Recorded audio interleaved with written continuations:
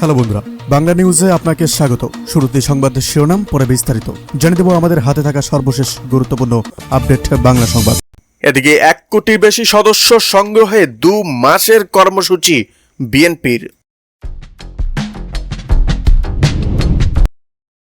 সর্বশেষ আপডেট পাওয়া যাচ্ছে, অন্তর্বর্তীকালীন সরকারের সক্ষমতা নিয়ে জনমনে শঙ্কা আছে, এরকমটাই জানালেন তারেক রহমান।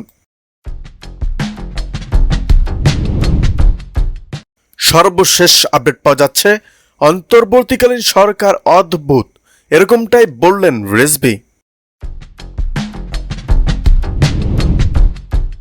সর্বশেষ আপডেট পাওয়া যাচ্ছে, নিবন্ধন বাতিল করে আওয়ামী লীগের নাম সন্ত্রাসীদের খাতায় তুলতে হবে, জানালো আখতার।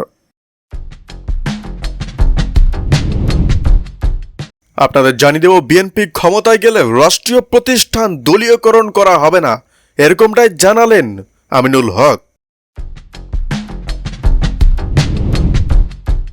সর্বশেষ আপডেট পাওয়া যাচ্ছে, বকেয়া শোধ করেছে বাংলাদেশ, পূর্ণ মাত্রায় বিদ্যুৎ সরবরাহ করছে আদানি। গোষ্ঠী 71কে বাইপাস করে রাজনীতি করতে চাইলে বুমেরাং হবে, জানালো নাসিরউদ্দিন পাটোয়ারি। 71কে অস্বীকার করে বাংলাদেশে রাজনীতি করার সুযোগ নেই বলে মন্তব্য করেছেন জাতীয় নাগরিক পার্টি অর্থাৎ এনসিপির মুখ্য সমন্বয়ক নাসিরউদ্দিন পাটোয়ারি। 71কে বাংলাদেশের ভিত্তিমূল উল্লেখ করে তিনি বলেছেন, যদি কোনো গোষ্ঠী বা কোনো পক্ষ 71কে বাইপাস করে রাজনীতি করতে চায়, তাদের রাজনীতিটা বুমেরাং হবে। এনসিপি যুব সংগঠন জাতীয় যুব শক্তির আত্মপ্রকাশ সামনে রেখে আজ মঙ্গলবার দুপুর একটি সংবাদ সম্মেলন করা হয়। সংবাদ সম্মেলনে সাংবাদিকদের প্রশ্নের জবাবে নাসিরউদ্দিন পাটোয়ারি এ কথাগুলো বলেন।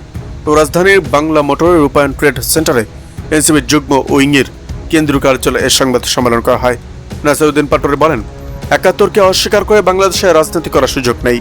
71 আমাদের ভিত্তিমূল, আমরা 24-এ সেটা রিক্লেম করেছি।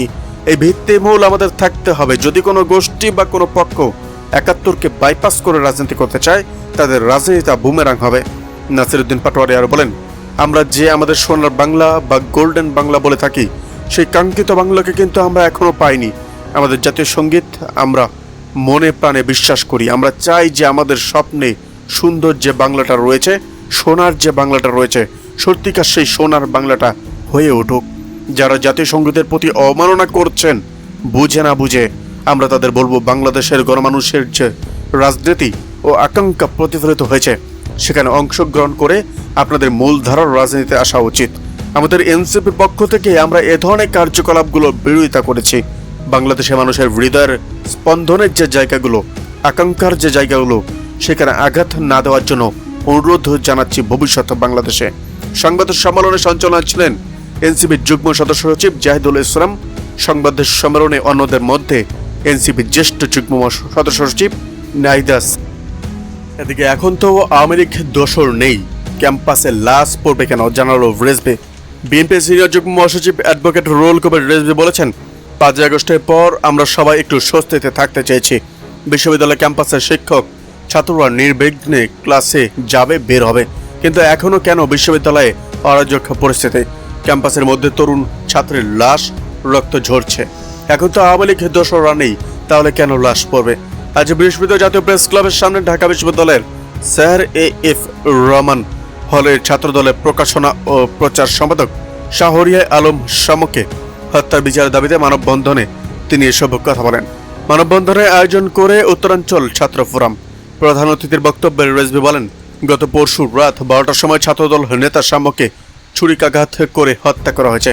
কি অন্যায় করেছিল শাম্য? আমার তো মনে হয় এখানে রাজনৈতিক কারণ আছে। 3 জন ভবঘুরে শাম্যকে কেন হত্যা করবে? কয়েকদিন আগে শাহবাগে জাতীয় সঙ্গীত বন্ধের আন্দোলন চলছিল, তার বিরুদ্ধে যে ফেসবুকে এবং জাতীয় সঙ্গীতের পক্ষে পোস্ট করেছে, সেটাই কি এই কারণ? তিনি বলেন, আমরা দেখেছি ফ্যাসিবাদী আমলে পার্শ্ববর্তী দেশের আগ্রাসনের বিরুদ্ধে কথা বলায় আবরারকে হত্যা করা হয়। আজকে জাতীয় সঙ্গীত, জাতীয় পতাকা, 71-এর স্বাধীনতার পক্ষে কথা বললে তার জীবন চলে যায়। অর্থাৎ দেশের পক্ষে যারা আগ্রাসনের বিরুদ্ধে, দেশের স্বাধীনতার পক্ষে যারা জাতীয় সঙ্গীতের পক্ষে, তাদের জীবন চলে যায়। এর জন্য বলছি, নিশ্চয়ই এর পেছনে কোনো রাজনৈতিক কারণ থাকতে পারে। তিনি আর বলেন, আজকে হাসিনা নেই, দোসররা নেই, তাহলে রক্তপাত হওয়ার কথা নয়, কিন্তু তারপরেও এই বিশ্ববিদ্যালয়ে হত্যাকাণ্ড হচ্ছে। জানুয়ারি মাসে তাফাজ্জল নামে একজনকে হত্যা করা হয়েছে। ক্যাম্পাস হবে শান্তির, এখানে থাকবে শান্তির পতাকা, সেখানে কেন রক্তপাত হবে? এটা তো হওয়ার কথা নয়। ঢাবি ভিসিকে এবং উদ্দেশ্য করে বিএনপির এই মুখপাত্র বলেন, কালকে ছাত্রদলের নেতারা আপনার কাছে গিয়েছিল, আপনি বিরক্ত হয়েছেন, ক্ষুব্ধ হয়েছেন, তুই তো আর কি করে কথা বলেছেন, আপনি শুনতে চান না, কারণ সাম্য ছাত্রদল করে। এদিকে এনসিপিদের সাদরে বরণ করে জবি শিক্ষার্থীদের লাঠিচার্জ কেন? অন্তর্বর্তীকালীন সরকারের উদ্দেশ্যে বিএনপি সিনিয়র যুগ্ম মহাসচিব অ্যাডভোকেট রুহুল কবির রিজভী বলেছেন, আপনারা কাদের প্রতিনিধিত্ব করছেন সেটা আমরা জানি না, আপনাদেরকে আমরা সমর্থন করেছি, এখনো করে যাচ্ছে, কিন্তু এনসিপি যখন যমুনার দিকে যায় তখন তাদেরকে সাদরে বরণ করেন। রিজভী বলেন, 3-4 দিন আগে দেখলাম আওয়ামী লীগকে নিষেধ দাবিতে তারা গেলেন, তাদেরকে সাদরে বরণ করলেন। আর জগন্নাথ বিশ্ববিদ্যালয়ের ছেলেরা যখন তাদের আবাসনের জন্য গেল তখন আপনারা তাদেরকে উপহার দিলেন লাঠিচার্জ, টিয়ার গ্যাস ও সাউন্ড গ্রেনেড। অন্তর্বর্তীকালীন সরকারের দায়িত্বে আপনারা রয়েছেন, আপনারা তো সুশীল সমাজের লোক, কিন্তু আপনাদের আচরণের মধ্যে এই দ্বিচারিতা কেন? আপনাদের আচরণের মধ্যে এই বিভাজন কেন? বৃহস্পতিবার জাতীয় প্রেস ক্লাবের সামনে ঢাকা বিশ্ববিদ্যালয়ের শিক্ষার্থী শাহরিয়ার আলম সাম্য হত্যার বিচারের দাবিতে আয়োজিত মানববন্ধনে তিনি এসব কথা বলেন। মানববন্ধনের আয়োজন করেছে উত্তরাঞ্চল ছাত্র ফোরাম।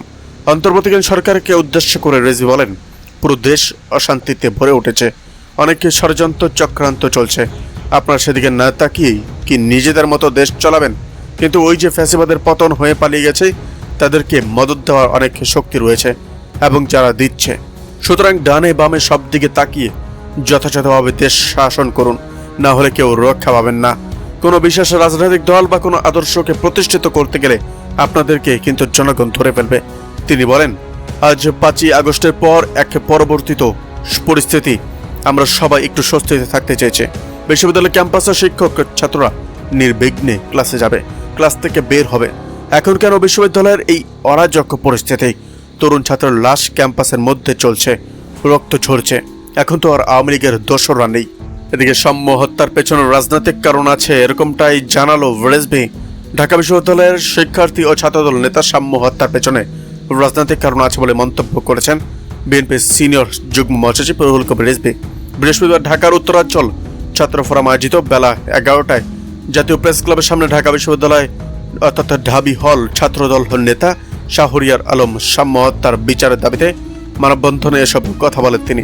এ সময় রিজভী বলেন, সাম্যকে হত্যার পেছনে কি কারণ ছিল, কি অন্যায় করেছিল সাম্য?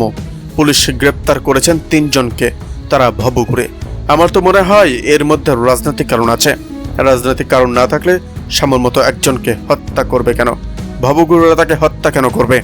রিজভী বলেন, জাতীয় সঙ্গীতের বিরোধী যারা, তাদের বিপক্ষে সাম্যের অবস্থান ছিল, তাই কি তাকে হত্যা করা হলো? শিক্ষাঙ্গনে কেন রক্ত ঝরবে? ক্যাম্পাসে কেন রক্ত ঝরবে? একাধিক প্রশ্ন রাখেন তিনি। ঢাকা বিশ্ববিদ্যালয়ের উপাচার্য নিয়ে রিজভী বলেন, ঢাবি ভিসির কাছে সাম্য হত্যার বিচার চাইতে গিয়েছিলেন শিক্ষার্থীরা, কিন্তু তিনি তুই তরকারি করেছেন, বিরক্ত হয়েছেন তাদের কথা শুনে।